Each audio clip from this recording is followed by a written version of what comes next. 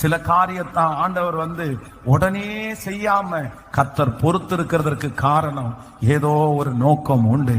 அது உங்களுக்கு நல்லாதான் அமையும், அது சரியாகி உங்களுக்கு சேரும். நீ அவசரப்படாத மகளே, மகனே, நீ அவசரப்படாத. நீங்க யாரிடத்திலையும் போய் நிக்காதீங்க, நீங்க யாரிடத்திலையும் போய் கெஞ்சாதீங்க, நீங்க கோபத்துல எந்த முயற்சியும் எடுக்காதீங்க, நீங்க எந்த பணத்தையும் செலவு பண்ணாதீங்க. கர்த்தர் என்ன வாக்கு கொடுக்கிறாருன்னா அதனுடைய ப்ராசஸ் நடந்துட்டே தான் இருக்கும்.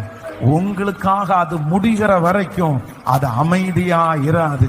உங்க ஜெபம் அந்த ப்ராசஸை செய்யும், உங்களுடைய உபவாசம் அந்த காரியத்தை செய்யும். அந்த மனுஷன் இன்றைக்கு இந்த காரியத்தை முடிக்கும் முன் இளைப்பாற மாட்டான். ஆமென். கர்த்தர் அந்த பிரச்சனைக்கு ஒரு தூதனை கர்த்தர் அனுமதிச்சிருக்கிறாரு. சிஸ்டர், உங்களுக்காக ஒரு தூதன் ஒர்க் பண்ணிட்டு இருக்கிறாரு. பிரதர், உங்களுக்காக ஒரு தூதன் வேலை செஞ்சிட்டு இருக்கிறாரு. அந்த தூதன் அந்த காரியத்தை செய்து முடிக்கிற வரைக்கும் அவர் இளைப்பாற மாட்டார்.